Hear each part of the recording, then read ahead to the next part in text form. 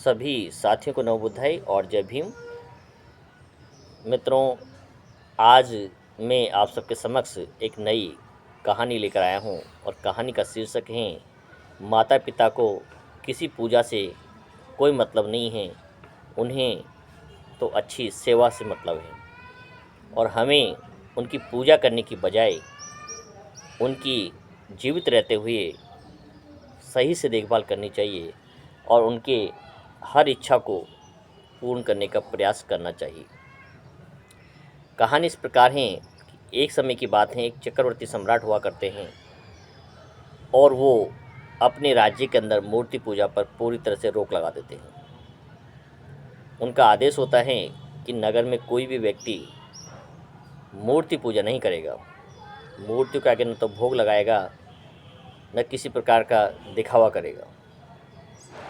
वहाँ एक ब्राह्मण आते हैं और नगर में इस बात को देखकर बड़े आश्चर्यचकित होते हैं कि दुनिया में यही एक ऐसा कस्बा है, ऐसा गांव है, राज्य है जहाँ पर राजा के द्वारा मूर्ति पूजा पर पूर्णतः रोक लगा दी, क्योंकि उनका धंधा ही आडंबरों और पूजा पाठ से चलता है। तो राजा के समक्ष उपस्थित होते हैं और राजा से एक प्रश्न करते हैं कि महाराज, मैंने सुना है कि आपने पूरे आपके राज्य में मूर्ति पूजा पर रोक लगा दी है और आप पूजा के खिलाफ हैं, और मेरा आपसे एक प्रश्न है कि आपके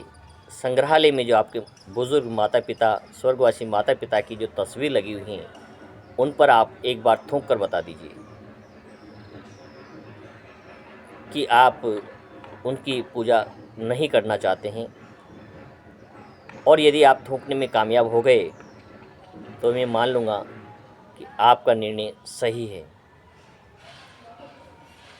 तो राजा साहब जो कहते हैं, उस पंडित से कहते हैं कि आप ऐसा करें, 5 दिन के बाद वापस दरबार में उपस्थित हो और मैं आपको इसका सही जवाब दूंगा, और यदि सही जवाब नहीं दे पाया तो आपकी बात को मान लूँगा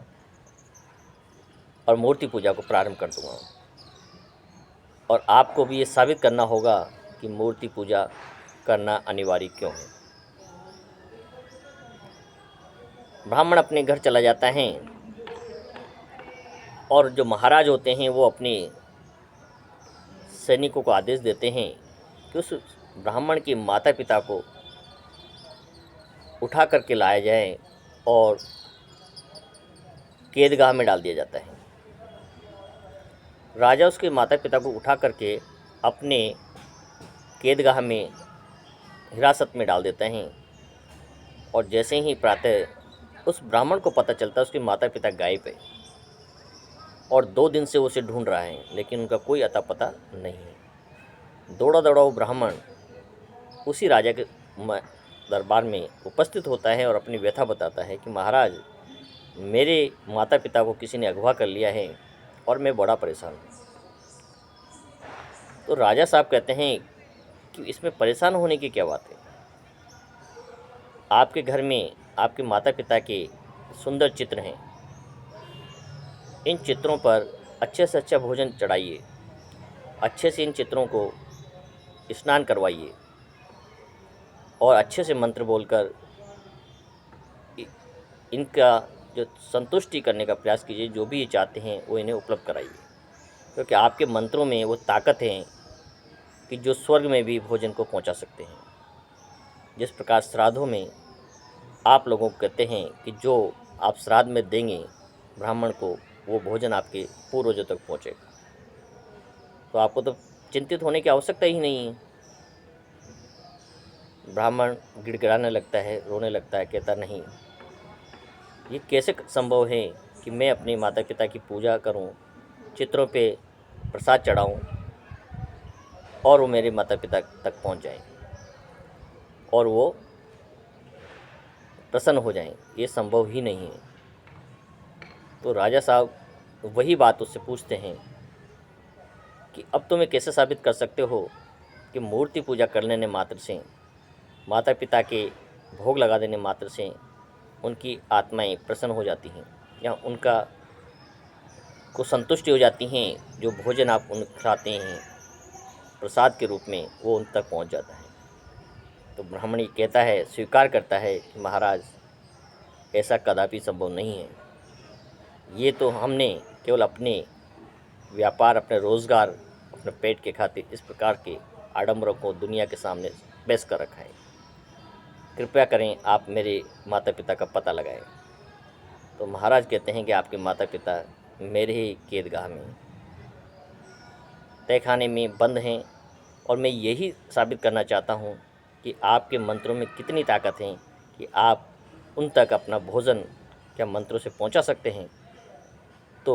ब्राह्मण अपनी गलती को मानता है, स्वीकार करता है और राजा साहब से माफ़ी मांगता है। और राजा साहब इस प्रश्न पर जीत जाते हैं कि किसी भी प्रकार के आडंबर से, किसी प्रकार के भोग से, किसी प्रकार के पूजा पाठ से आप अपने माता पिता को खुश नहीं कर सकते हैं। चित्र की जहाँ तक बात है तो उनका सम्मान किया जाता है।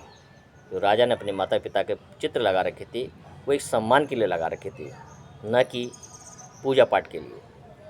क्योंकि वो उनके आदर्श थे और उन आदर्श के अनुरूप, अपने माता पिता के आदेशानुसार वो अपना जीवन जी रहे थे। तो कहने का तात्पर्य यह है, जितनी भी मूर्तियाँ हैं वो एक आदर्श हैं, व्यक्ति को जीवन में आगे बढ़ाने का एक मार्गदर्शन देती हैं। इसलिए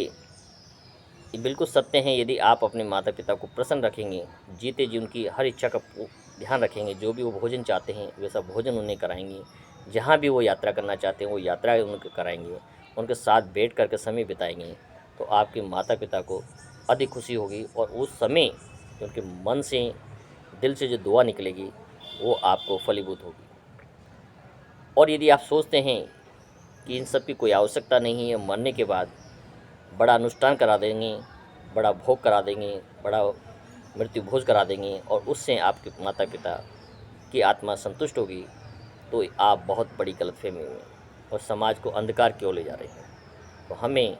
इस कहानी से सीखने की आवश्यकता है कि माता पिता को हमारी पूजा पाठ से कोई लेना देना नहीं है। मृत्यु के बाद उनके लिए किए जाने वाले अनुष्ठानों से उनका कोई संबंध नहीं है।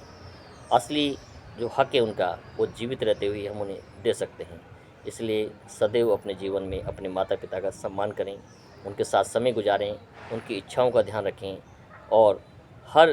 परिस्थिति में उनके साथ खड़े होकर के ये एहसास कराएं कि वो अकेले नहीं हैं। सभी को नमो बुद्धाय।